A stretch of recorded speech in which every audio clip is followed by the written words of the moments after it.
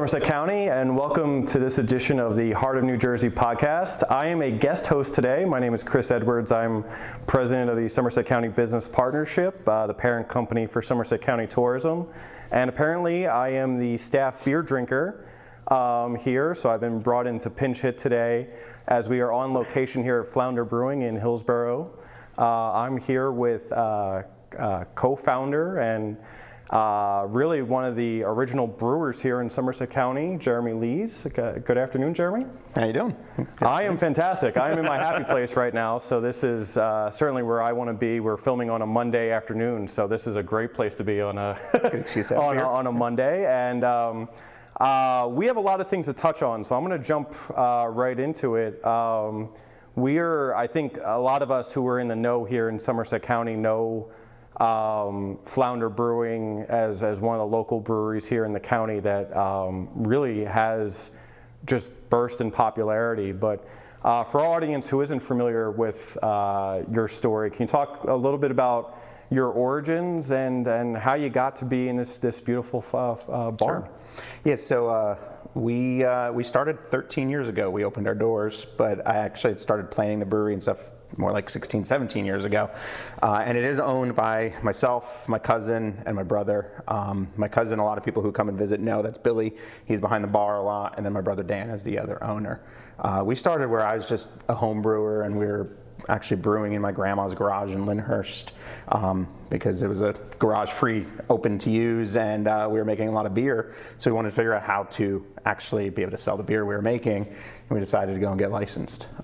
So we got licensed as we were only about brewery number 17 in the state of New Jersey at the time.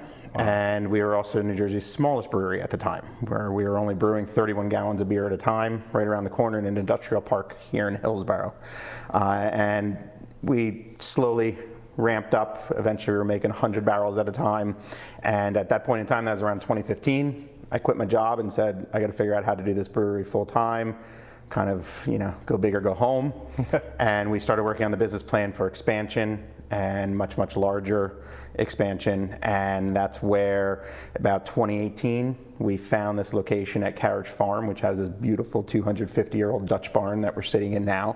I keep saying 250, but it's probably like 260 now because it's been a few years. 250 is going to be the number we all hear a lot of.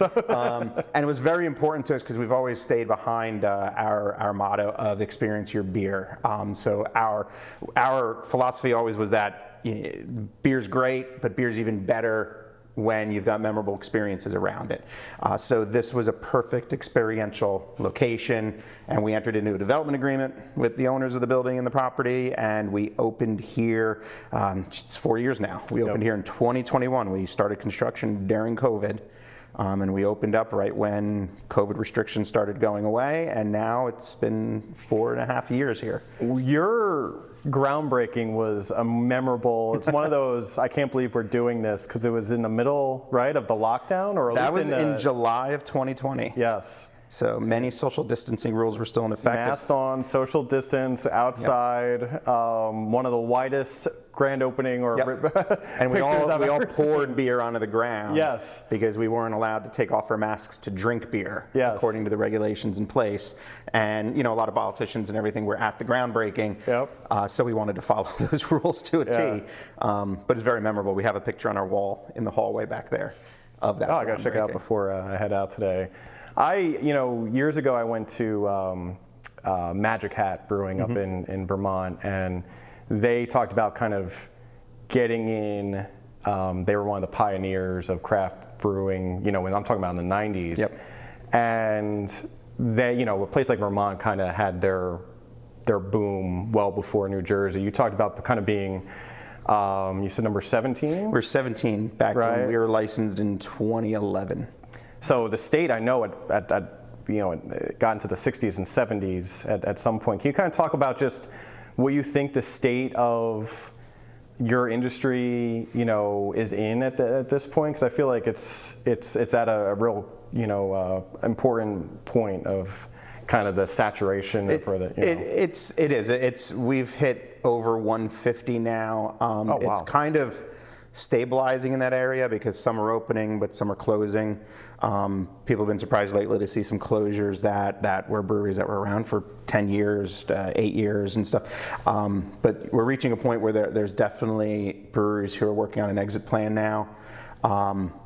Breweries who had, their setup or their location, it was only a certain amount of time that you can actually do that, and you either had to go up or you had to go out. Right. And I think some are exiting now where the bar for entrance into craft beer now is so much higher than it was when I opened.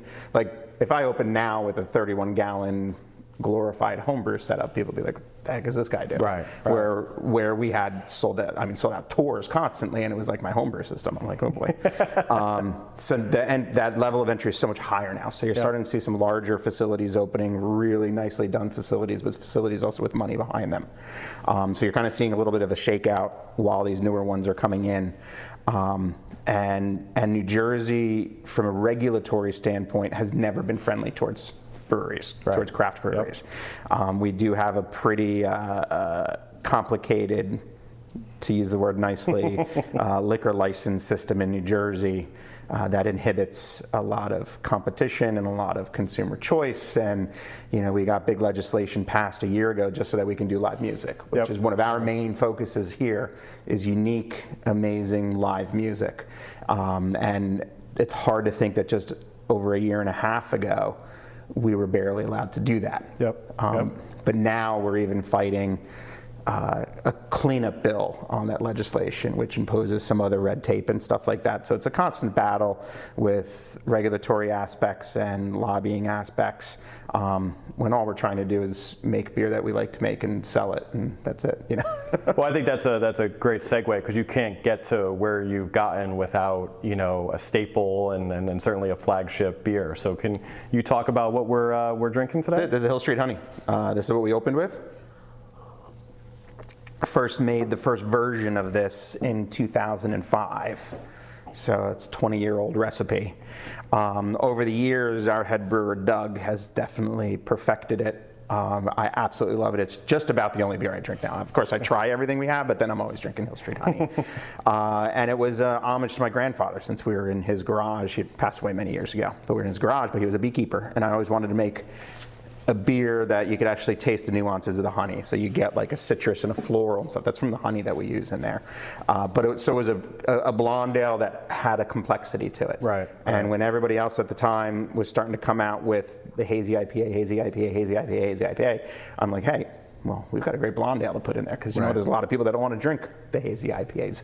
We have them, but I put the focus into much, much more approachable but yet complex beer. And now I think it's just become a staple in the New Jersey beer scene, the Hill Street Honey. It's just, we've done hundreds and thousands of gallons of it now.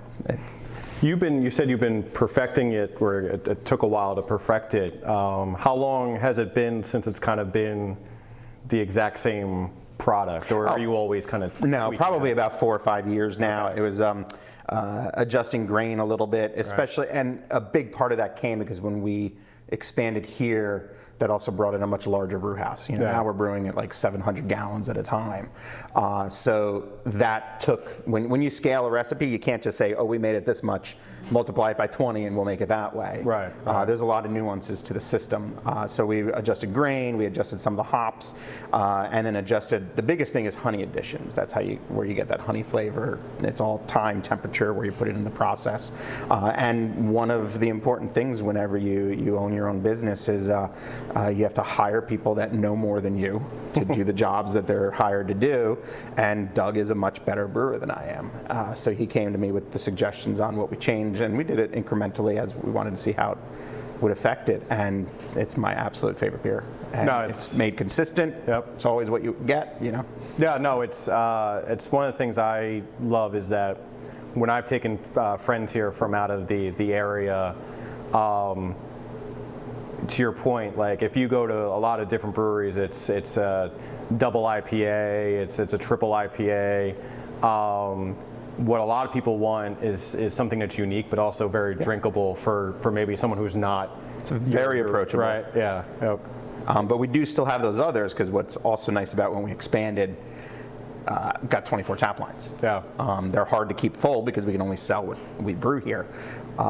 But it lets us play a lot too. So we have all those imperials and those hazies and the darker beers, but this is our absolute top seller. And outside of beer, I know you're one of the few breweries in the area that offers a lot more to your clientele outside of beer. What do you typically have, maybe on a typical weekend here, outside of your beer selection? So outside of beer, in what we're allowed to manufacture for our statute, we do have hard seltzers on with rotating fruit flavors of those hard seltzers. We also do hard seltzer slushies in the summertime, which is just freezing our seltzers in a slushy machine, and it just gives a nice new interpretation to them. We do 2 non-alcoholic craft sodas. We love doing that because one of them is always root beer. So, right. My dad comes in, he doesn't really drink beer, but he'll come and have a root beer. For me, it's a nostalgia thing. A lot of kids, drink root beer with their dad when their dad's having a beer. Yep. So we make our own in-house root beer, and then we rotate the other soda. And we are starting to explore hop waters, and we're going to be exploring hard teas, because those are all things that we're allowed to manufacture in our statute. And as the younger generations hit the drinking age, tastes are turning a lot. Yeah. THC beverages and stuff have really taken a hold on things, and we don't have any interest in that. So it's what else can we manufacture that might bring in some of the younger generation now, because it changes very quickly nowadays. Yes. It's don't recognize half the stuff I see when I go into a liquor store. Well, speaking of that, I think one of the things, we were talking about this off camera before we started, that you have to do here when you have a space like this is generate your own content to bring in different kinds of audiences. And I think the Kringle Market is the perfect example of something that is, probably came at, let's try something different during the holiday season, let's see how it works. Can you talk about the origins and where it started and where it is today? Yeah, absolutely, because the Kringle Market has become certainly this property's flagship event, and for the township as well, Hillsborough, one of their flagship events that takes place in Hillsborough. And like many of the events we do here come to be, I just get an idea in my head. It pops up and be like, we got to figure out how to do this. So when we first opened here, and we had this beautiful barn, and the distillery is opening next door, and there's the water tower, and there's this little grassy area in the front we call the horseshoe. I said to the property owner at the time, I said, you mind if this has to have a Christmas tree lot here. I have to have a Christmas tree lot here, and I have to figure out how to do a Kringle Market. So I wanted to be a Kringle Market. I wanted to be a nostalgic-driven market, something different than there is to do around. And he said, sure. So the first year we did it, it was much, much larger than we thought it was going to be. And we quickly had to start parking people on the field and stuff, because we don't have any parking. And we started with like 25 vendors. So what the Kringle Market evolved into, and I'll give descriptions of what to expect this year, because that's how it's evolved over the last 4 years, is we have 50 plus makers come. They're craft makers, so it's a maker's market.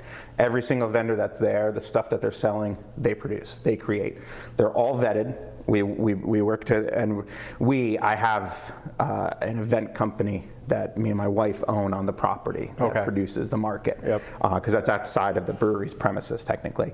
And that company we work with Market Space Vendor Events, which is the market company that does the Red Mill Museum, and they have an amazing assortment of vendors that are all makers. So you're not going to get hit with freebie things and shopping bags and sign up for this stuff and all that. It's a maker's market. So we have 50 of those vendors in there. We have about 4 food vendors there, some snack vendors, but then it's all about the little experiences that are spread out. Right. Everything I try to create here is about the experience. And so going in the rounds of a nostalgic market, one of the first things we had ever done to put in there was we have a 5-piece brass band that comes. It's the Flounder Brass Band, we call it. And they play the Salvation Army Songbook. So it's your very classic brass band, and that was because of the movie Christmas Story. And I always explain to people the reason I put that in was they're downtown looking through the window and you hear the Good King Wenceslas being played by the brass band in the background. I'm like, I want that. I want people walking around and they hear the classic, nostalgic Christmas from brass. So I get some great brass players from the Hunterdon Symphony Orchestra that come and do that. We have Santa and Mrs. Claus in the brew house. And those pictures are free for people coming. Everything in the experiences here is free. We just have to charge a parking fee that covers our security, leasing the property, light tower, security, police.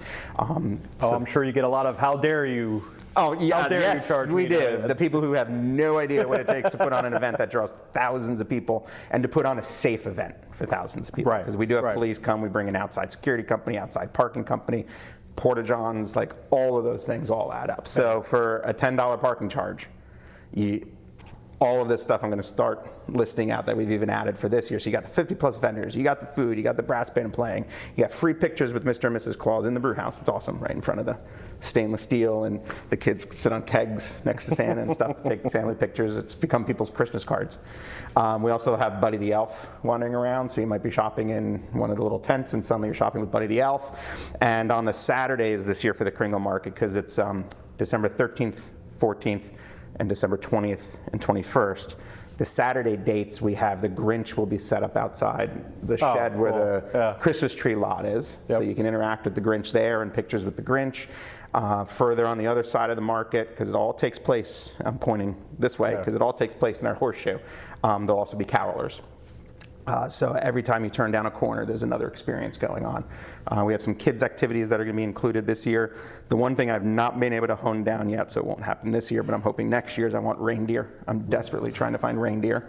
I want people to be able to get their pictures taken with reindeer. And all of these things are just part of the experience. And around 3:30 each day, we have some of the local dance companies do their holiday dance program. So all the kids from the dance schools will do that out in the horseshoe. And it really is it's really become not just about the market, but it's definitely become everybody's day out for the holidays. You have people in town, the Christmas tree lot's still here. They sell the most Christmas trees during the Kringle Market, which amazes me because there could be some traffic to get in here and stuff like that. But it's all the experience. Yeah, exactly. The distillery's open, the brewery's open, you got the warmth inside. We have music at night after the market closes. So it's just become an amazing, amazing event. So last year we had turned it into 4 days. It'll be 4 days again this year because it draws thousands. So we spread it out a little bit. You just have to pay attention to socials in case there's inclement weather and stuff. That's where it'll be popped up. And we also do often get asked about vending at the Kringle Market. So an important message to get out is, I mentioned market space vendor events. You have to reach out to market space vendor events to get on a list for the following year, because we pick our vendors in February for the market and it's booked, it's done. Wow. There's a lot of scams online. We try to best we can to delete those comments, but every year a handful of people pay somebody a fee. We see it all the time with partnerships. It's unbelievable. So market space vendor events, and people can reach out to them to get into their system because, again, they vet everybody, and the quality of the vendors are always fantastic. And what time is it for those 4 days? So it's 11 o'clock to 5 o'clock each day. We recommend coming right at 11 or coming at around 3. But if you're coming at like that 11:30, 12, 1 o'clock time, it's going to be busy. It will be. And you get a lot of people who bring big blankets and stuff, and they find or is it, no. Is it just kind of you're moving? They're moving unless you've found a spot in the distillery or in the brewery. Like the distillery those days, you don't need reservations. We only need reservations there. We're going to make a little bit more of a seating area in our back field over here, particularly if the weather's trending to be one of those warmerish winter days. That's when the market really explodes. And more people hang around. So we'll try to get some more tables out there, some more standing areas with wine barrels. From my, I look at this, what a marketing hat, but also, the different phases of my life. We talked about, where our kids are in age and even before kids. And I feel like this is one of the few events that I've seen around the county where it's fun for couples, it's fun for families, it's fun for older adults looking for things. I think it's one of those things that really encapsulates an opportunity or something for everybody. And I think, to your point, we keep using the word experience. We're in an experience economy. I think there's essentially three weekends between Thanksgiving and Christmas this year. There's not much, and everyone's kind of looking at what activities can I do. And I think where we live in Somerset County, it's like, what could I do without traveling too far? So the Kringle Market is, if you're looking for a unique way to do something with your family this holiday season, it's an unbelievable, as you could see, it's not an emerging event, it's an emerged event at this point. So we highly recommend it. It's perfect for if you've got kids in baby strollers. It's perfect if you've got the family with teenagers, and also, like you mentioned, adults. A lot of couples will come and walk around, because one of the important things is out there in the market. Also, Steps Together, which is a great local charity, they pull a permit for out there in the market, and you can get beer, you can get spiked warm cider, you can get wine, and as you're shopping around the market, you can also be sipping on some alcohol as well. And all of those proceeds, 100% of the alcohol proceeds out there, benefit Steps Together, the charity. I missed last year, and I feel like this thing has just been on a rocket ship ever since. Before we sign off, is there anything, you have so much going on. You mentioned live music.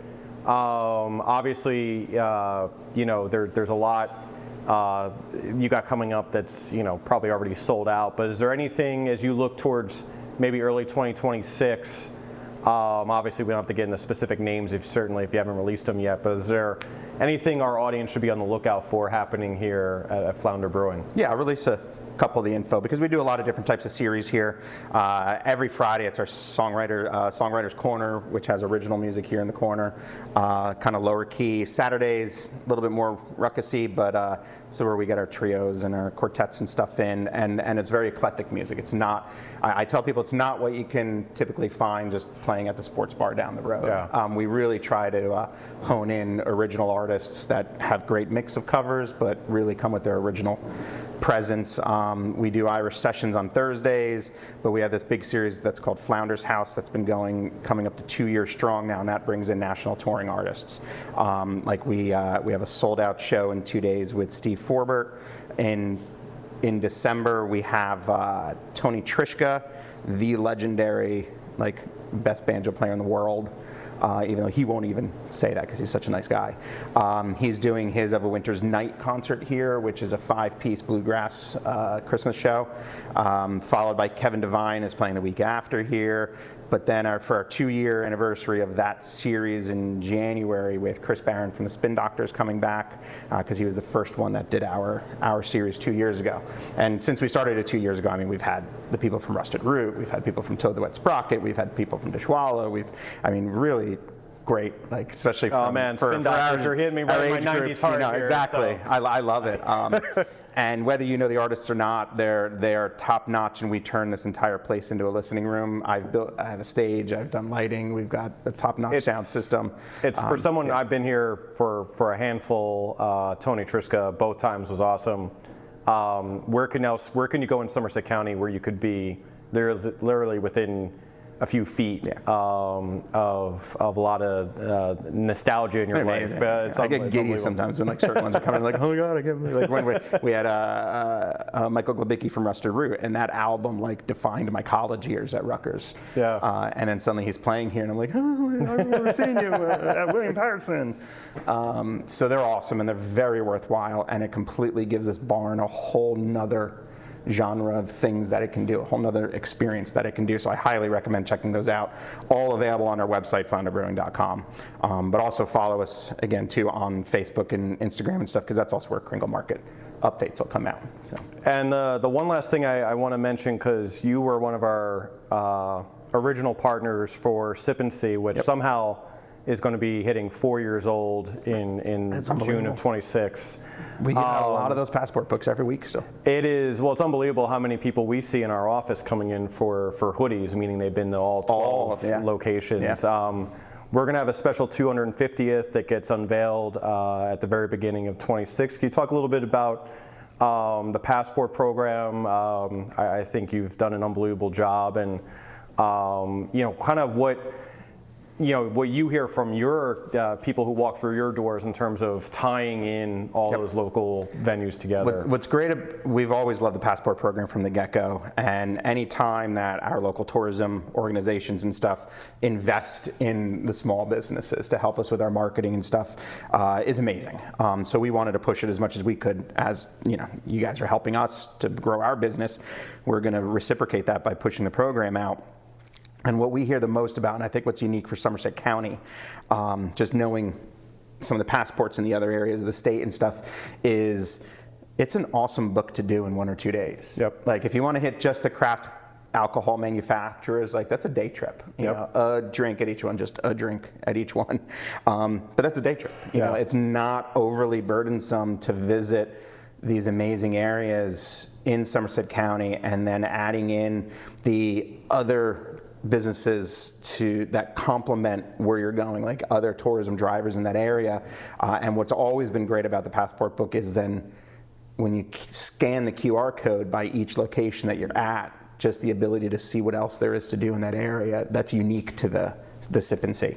And we have, I mean, you see our numbers, we probably stamp 75 to 100 of them a week still. Yep. And it's great. It's very, I think what helps is it's very succinct. So it's a fun thing to do for a couple or a family. It goes back to experiences. People love doing that experience together. I mean, most people who come in for swag, they come in as a group, right? And collect their swag. For those of you who've done Sip and See, with the new edition, we're going to have new merch. We're going to have new locations. We're going to have an America 250 theme to it. And a lot of those programs, as Jeremy mentioned, the C part of Sip and See will be geared towards our history and everything here in Somerset County that makes us unique. So stay tuned for that. If it's not out yet, it's going to be out very shortly by the time you're listening to this. And thank you so much for tuning into this edition of the Heart of New Jersey podcast. I love stepping in as a guest beer drinker, so I will be doing this again. Cheers. Jeremy, thank you so much. Cheers. Thank you. And until we upload again.